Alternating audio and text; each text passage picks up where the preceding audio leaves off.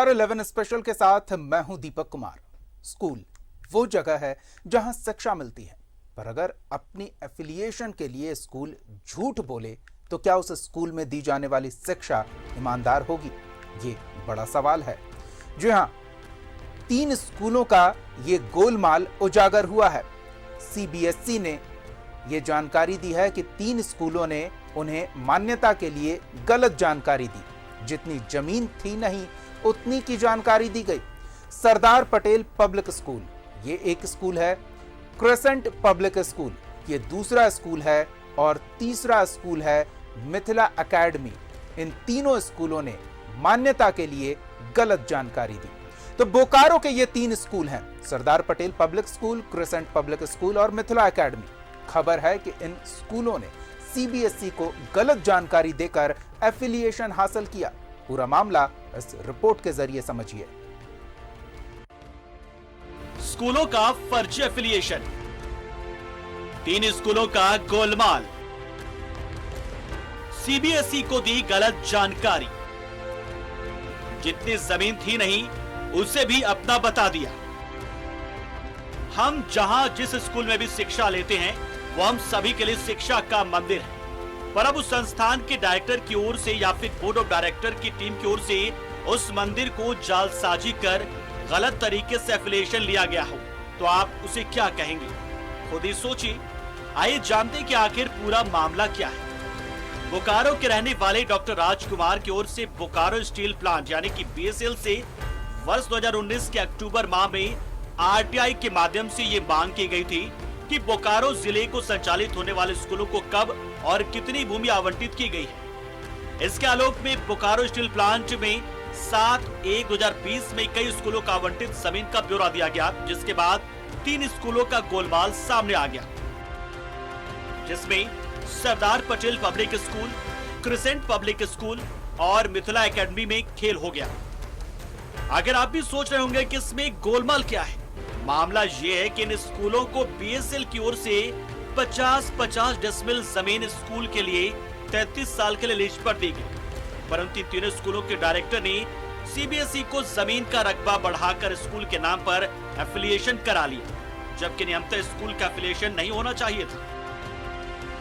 जब आरटीआई में बीएसएल द्वारा जब सूचना उपलब्ध कराई गई तो मैं यह देखकर दंग रह गया कि बोकारो के 3 स्कूलों को 50 डिसमिल जमीन आवंटित थी, लेकिन इनके द्वारा कागजातों में छेड़छाड़ कर सीबीएसई बोर्ड को जालसाजी पूर्वक दूसरा कागजात प्रस्तुत करके और जमीन का रकबा को बढ़ाकर संबद्धता प्राप्त कर ली कि बहुत से विद्यालय इस तरह से इनके द्वारा किया गया है।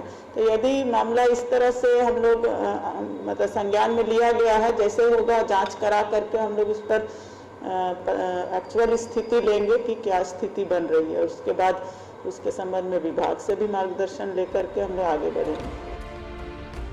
एफिलिएशन देने से पहले सीबीएसई की एक टीम आकर सभी चीजों का जांच करती है। बावजूद इसके इन तीनों स्कूलों को सीबीएसई ने एफिलिएशन मिल जाता है, तो इसमें सीबीएसई के अधिकारियों की मिलीभगत से इनकार नहीं किया जा सकता। ऐसे जालसाजी करने वालों के खिलाफ केस दर्ज कर कार्रवाई करनी चाहिए।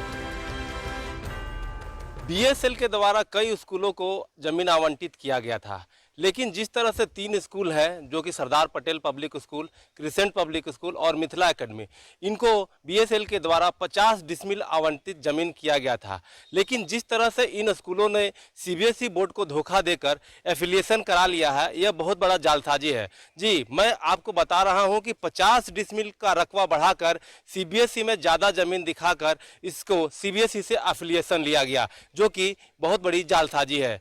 हम जो उस समय के अधिकारी थे और जिन स्कूल के प्रबंधकों के द्वारा ऐसा किया गया है उन पर कानूनी कार्रवाई भी होनी चाहिए, क्योंकि पूरी तरह से इसे गुमराह कर कर इस तरह का काम किया गया है। क्योंकि जिस तरह से जानकारी है कि जो शहरी क्षेत्र हैं, ग्रामीण क्षेत्र हैं, सीबीएसई एफिलिएशन के लिए 1.5 एकड़ और 2 एकड़ की ज़मीन होनी चाहिए, लेकिन 50 डिसमिल में जिस तरह से एफिलिएशन दिया गया है या कहीं से बहुत बड़े जालसाजी की इसमें बू आ रही है। और दूसरी बात यह है कि जो सशरीर जो सीबीएसई के अधिकारी इस ज़मीन को देखने के लिए आए थे और बावजूद देखने के बाद जिस तरह से इनको एफिलिएशन दिया गया है, यह भी गलत है। मैं सुरेंद्र, न्यूज़ 11 के लिए बोकारो से।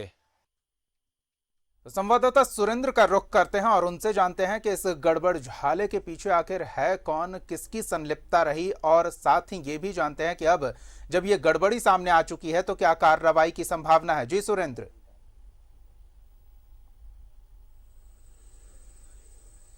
जी भारती, जिस तरह से बोकारो के कुछ निजी स्कूलों ने शिक्षा को कारोबार बना लिया है, हम इसलिए कह रहे हैं कि बोकारो स्टील प्लांट के द्वारा इन स्कूलों को 50 डिसमिल जमीन दी गई थी। सीबीएसई को 2 एकड़ बताकर सीबीएसई से अफिलिएशन ले लिया गया है। हम कह सकते हैं कि यह जो शिक्षण संस्थान चलाने वाले इसके स्कूल के संचालक हैं वह स्कूल से कारोबार कर रहे हैं। क्योंकि जिस तरह से बोकारो को शिक्षा का हब माना जाता है और बाहर से लोग पढ़ने आते हैं, यहाँ पर 10+2 की पढ़ाई बहुत ही अच्छी होती है और दूर दूर से लोग यहाँ पर पढ़ाई करने के लिए आते हैं। लेकिन जिस तरह से कई दशक से यह स्कूल जो सीबीएसई से एफिलिएशन लेकर चलाए जा रहे हैं, हम कह सकते हैं कि पूरी तरह से ये फर्जी है। और फर्जी यह इसलिए भी है कि जिस तरह से इन स्कूलों के द्वारा सीबीएसई से एफिलिएशन लिया गया है वह सही नहीं है। क्योंकि जब हम आहारता ही नहीं पूरी करते हैं तो उस चीज़ की अफिलिएशन कैसे मिल जाती है। इसमें कहीं ना कहीं जो सीबीएसई के अधिकारी हैं जो यहाँ पर जांच करने के लिए आए थे अफिलिएशन देने से पहले, क्योंकि जो भी अफिलिएशन दिया जाता है उसको सबसे पहले यहाँ पर आकर जांच किया जाता है, ज़मीन देखा जाता है, खेल का मैदान के लायक है कि नहीं, इसके लिए कई क्राइटेरिया है। उस क्राइटेरिया को यह स्कूल पूरा करता है कि नहीं करता है वो सभी चीज़ देखते हैं। और अधिकारी भी आए होंगे, क्या वो समय वह नहीं देखें कि यह जो स्कूल की जो ज़मीन है वो 2 एकड़ है या नहीं, या फिर उनकी भी मिली भगत हो सकती है। हम बताते चले कि बोकारो में 3 ऐसे स्कूल हैं। सबसे पहले तो सरदार पटेल स्कूल जो कि 9 में अवस्थित है, दूसरा क्रिसेंट पब्लिक स्कूल जो कि सेक्टर 6 में है, और तीसरा मिथिला एकेडमी जो सेक्टर 4 में है। इन तीनों स्कूलों को बीएसएल के द्वारा 50 डिसमिल जमीन आवंटित किया गया था।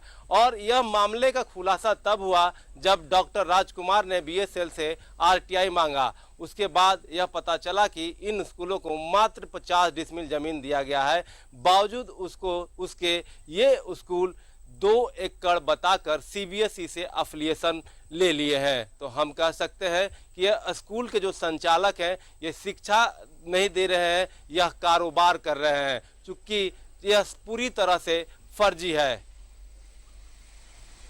धन्यवाद सुरेंद्र इस तमाम जानकारी के लिए। तो सब गोलमाल दिख रहा है, आरटीआई के जरिए इस गोलमाल का खुलासा हुआ है। अब कार्रवाई की बात कही जा रही है, देखते हैं क्या कार्रवाई होती है।